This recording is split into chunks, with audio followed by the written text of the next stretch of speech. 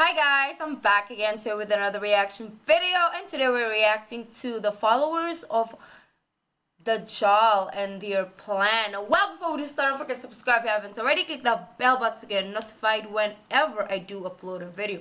We are super close to 80,000 subscribers, so if you want to subscribe, please do so. If not, I don't mind as well. Anyways guys, let's check this out.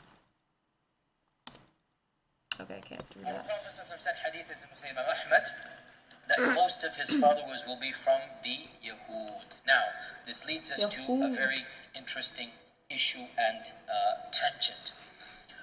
We had mentioned last week, that I don't know if I watched Christian the belief other is class. very similar to our belief, especially the evangelicals. Oh. That Jesus is the Messiah, and he shall come back towards the end of times.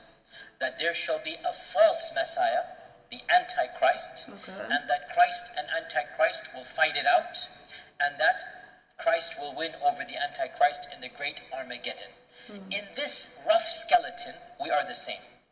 No issues. Now, with the devil's in the detail, and they have a lot of other ikhtilafat, but in this skeleton, evangelicals, I don't know Baptists, some of the meaning, Muslims, like we all believe the it's same tilaka. thing. I don't even know how to say it. Of course, there are many differences of them.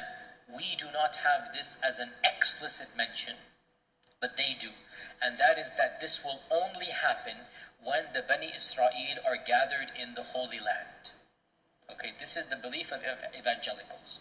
That Jesus will only come back when all of the Bani Israel are gathered in the Holy Land. And therefore, because they want to see their Lord and Savior, they are eager to bring the Bani Israel to the Holy Land. Oh, wow. Are you guys following? Yep.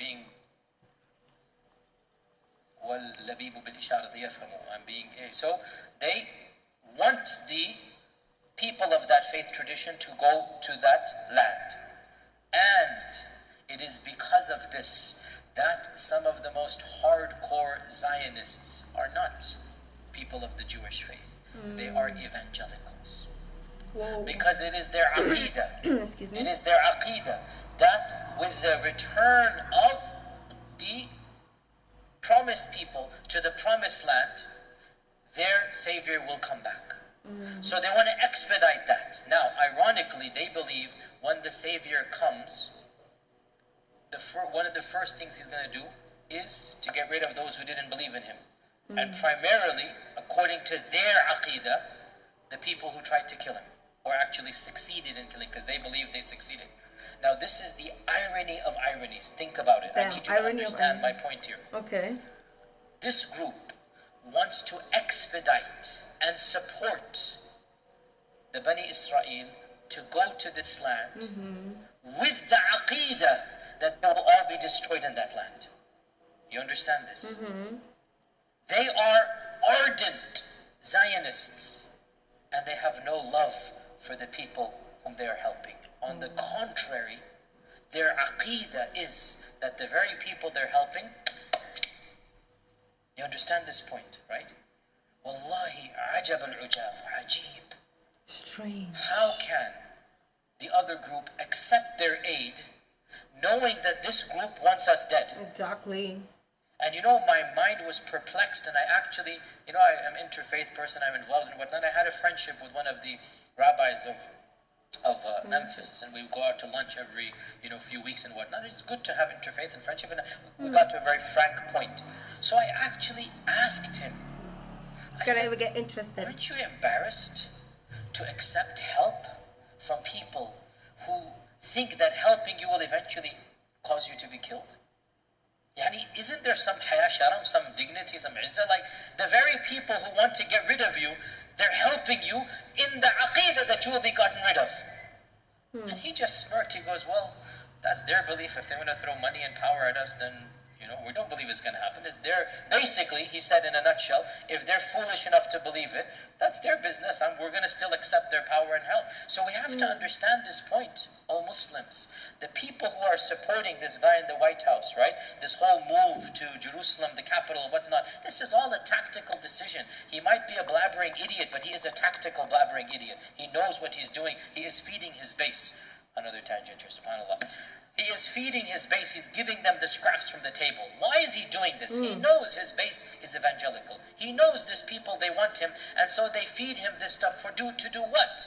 Because they want this land to be the promised land for the promised people, so that the Messiah comes and gets rid of these very people to establish heaven on earth and whatnot in the final judgment day. All of this is going to happen. So this is the aqidah of the evangelicals. By the way, Catholics are different. Please, Muslims, educate yourselves. Don't be kindergarten level in your education and just extrapolate. I know, because when they say Christian, every other people think Christian is just one, like everybody believes in the same thing. So when he's telling me about this evangelic belief, I'm also shocked because this is my first time knowing it as well. So I'm also learning. Even if I'm considered a Christian, I'm still now learning their beliefs. So is different. Learn your firaq if you want to get involved in this issue. Otherwise, do not speak. Speak with knowledge or remain silent.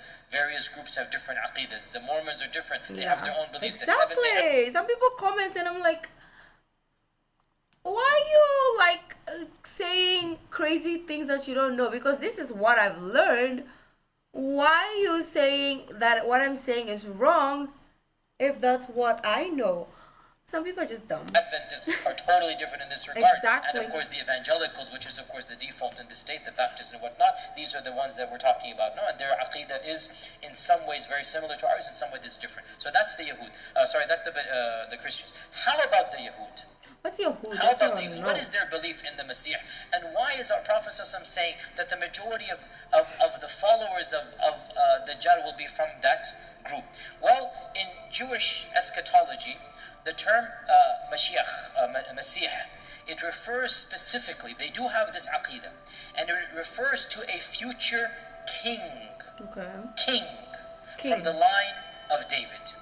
Okay? So, mainstream Jewish belief is that there will be a person from the line of David, from the descendants of Dawood, because of my friends, who will be a king, and he will be anointed. Masih. He will be anointed with holy oil, and he will bring in the messianic age. He will bring in the end of times. So, the Masih in their aqidah is called the King Masih. Malach Mashiach. Malach Mashiach. The King Masih. Because for them, the Masih is a political figure, not a religious reformer. Okay? For them the Masih is a one of power and politics, and not somebody who comes tazkiyatun nafs and Isa is coming and telling them ubashirukum and giving you glad tidings. The bushra is the evangelion or the evangelical, the Injil evangelical. By the way, evangelical and Injil the same term. Injil is Injil, the good tidings. The evangelical, that's where it comes from. So the Masih in Jewish folklore is a king from the line of Dawood who will bring about the restoration of the status of the Israelites and reconstruct the temple of Israel. Okay? So they do believe in the Messiah as a political figure and who will bring back the kingdom of who? Of Dawood. And this has been a mainstream of ancient, medieval, and even some modern Jewish movements, as we're going to come to right now. And that is why, dear Muslims, when the Messiah Isa came and he began preaching to the Bani Israel and he claimed he was the Messiah, the Yahud did not care about a Messiah that's a spiritual reformer. They wanted a Messiah who is what? Political. Who is a king. Oh, he's a king. And so, when they found out that this person is not a king, they went and complained to the king, to the Roman emperor, and they said, we have a man who is claiming to be the king. So it's gonna be so conflictual because this side is waiting for a king, a political leader. The other side is looking for spiritual leaders. So it's gonna be crazy. Like we say, false Messiah is coming. Did Isa claim to be king? It's gonna be some war. Hello, did Isa claim to be king? Why did the Yahud say he's claiming to be king? guys following this? Because he claimed to be the Messiah. And in the eyes of the Yahud, the Messiah is who? The king. And so, what happened with Pontius Pilate, what happened with them happened, and they said, oh, this is a political agitator. They would not have cared if Jesus said he is a religious reformer. They didn't care. What is there to do with a religious reformer? But they did worry that he's claiming to be a king. They don't want any political trouble. And that's why what happened. And so they then went to arrest him. And then what happened, we will talk maybe in another lecture. What do we Muslims believe and what are the various theories out there? But anyway, now you understand that issue. Hear that. And he talks so Now, fast. the issue we need to come back to is that belief in the advent of the Messiah was a mainstream of Jewish theology, and for them the Messiah will bring back the power and the izzah of the kingdom of David that used to be. And therefore, when the single greatest theologian of Jewish law and Jewish theology, there is only one that is Shaykhul Islam amongst them. There is one amongst them in all of their history that they consider to be the greatest Jewish mind, and that is the Jewish theologian, the most famous in the history of Judaism. Anybody? I don't know. Maybe if they mention, I'll be very like, good, but who? oh, yeah, I know. Oh, Muslims, you should know this name because he was an Arab, meaning he spoke Arabic. That's what I mean. He lived in the lands of Muslims. He spoke Arabic more fluently than any language. He wrote in Arabic. And, totally different tangent. Why am I going to these tangents? You tell There me. is a theory that for a period of his life he was a Muslim. Who's this? Because he studied in a madrasa, he memorized portions of the Quran, he studied fiqh and aqidah in the Islamic tradition, because back in those days, all universities were run by Muslims. Okay. Back in those days, you know, if you go to university here, right, you go to UTD or SMU or something, they tell you must take American history, you must take political science, these are the required courses, right? You cannot graduate in this country without taking these courses, right? Well, once upon a time, if you wanted to go to any university and study engineering or medicine or optics, you would have to study fiqh 101, basics of Sharia. Okay, you have to study tafsir of the Quran. I'm not joking. This is exactly what needed to be done. Okay, that was so Musa ibn Maimonides, you should know the name. Maimonides, memorize this name. This is the single greatest intellectual of Jewish history completely. They call him the chief rabbi, Rambam, the chief rabbi. He was the greatest rabbi in the history of Judaism. He codified Jewish law. The Jewish law that he codified is basically after he studied Islamic Sharia. Now he's writing a book of fiqh. Okay, and he is the first and most important Jewish figure to write a book of aqidah, the book of theology. At least I'm learning, because I don't know. And he summarized it in 13 points, and he called it the 13 principles of Iman. 13 principles of Iman.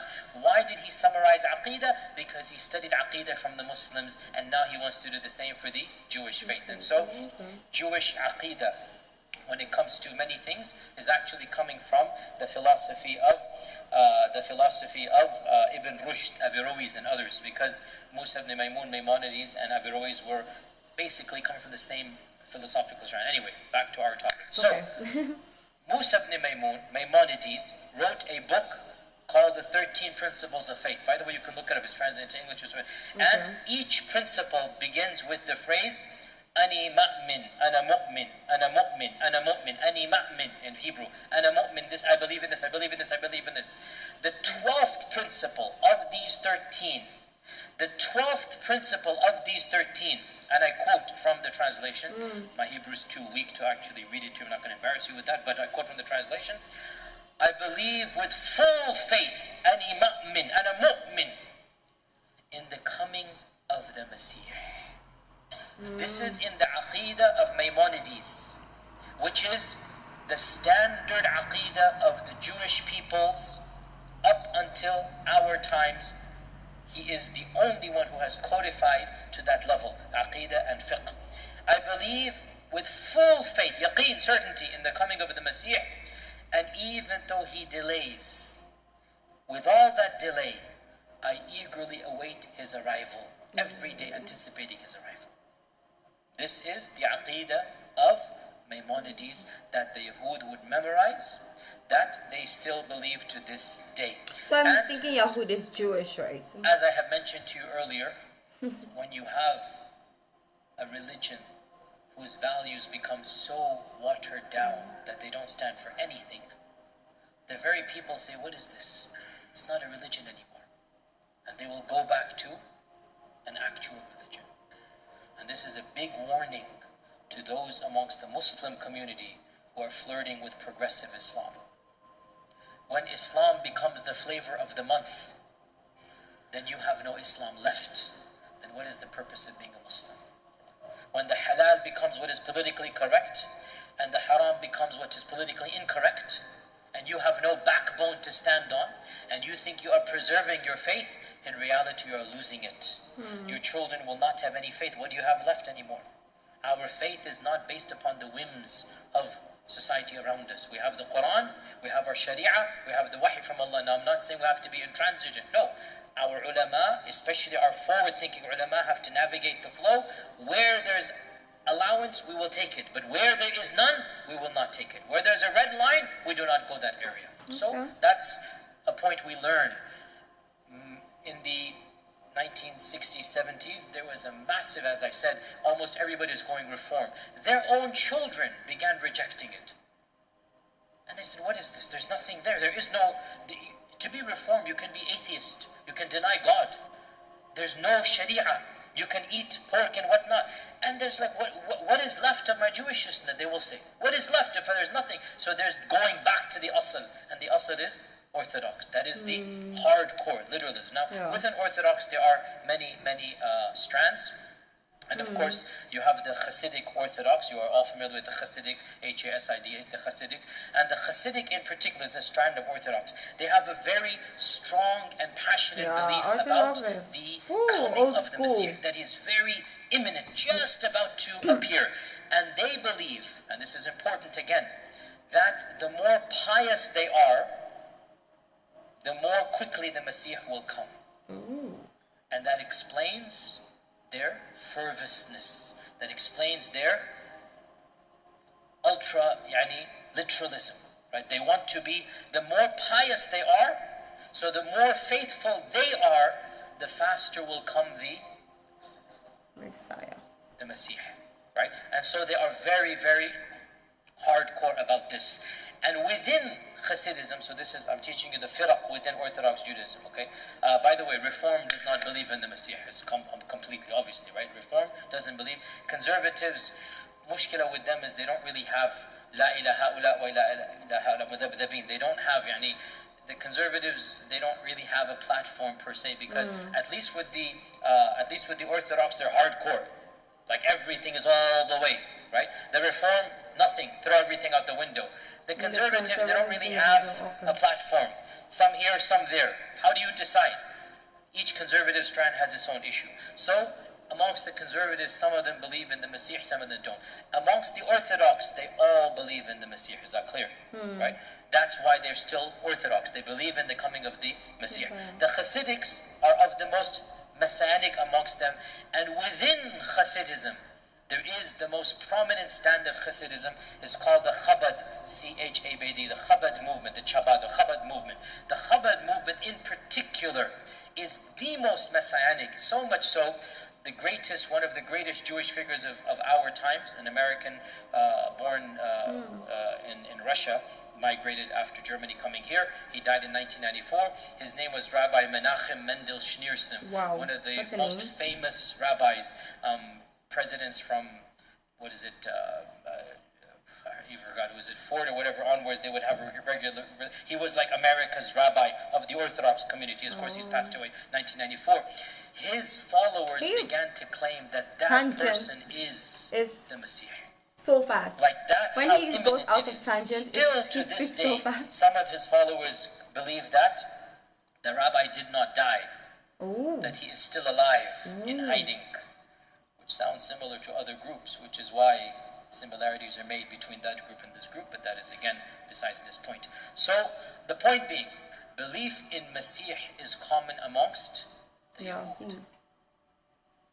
Therefore, do you think it is surprising when towards the end of time somebody with power comes and claims to be the Messiah, and he is from that background? Is it surprising that lots of people will then accept that claim? It makes sense. You now understand why our Prophet ﷺ said that many of his followers will be of that group. Now, important point. Okay. Our Prophet ﷺ did not say many of that group will be his followers. Big difference. It is possible that many of that group, many of the Jews, will recognize truth and falsehood. It is possible. Okay. But from those who choose to follow him, many will be from that background. You understand the difference, right? Large circle, Venn diagram, small circle. Get the point. Anyway. Okay, that was interesting though. Very, very interesting. Like a lot of groups, I'm not gonna say religion anymore, but groups have similar concept, but it varies in different ways as well. And obviously some people are waiting for this type of Messiah, the other people are waiting for this type of Messiah. So, you know, it's just what is happening, right? But what I want to know is, how do we know who is the real Messiah? How do we know? How do we identify? I feel like he kind of like said a little bit here and there. Like obviously the fake one is going to be this political leader. He wants to be he's a king and all that. So that kind of like teaches us that we should stay away from that person. But I want more of how to distinguish the false and the real Messiah. So anyways guys, let me know what you think. If you like this video, don't forget to give this video a thumbs up, subscribe if you haven't already, leave in the comment section down below what other videos like to react to. The original link of this video will be in the description box down below, so what's my social media links. So guys, I'll see you in the next video. Bye.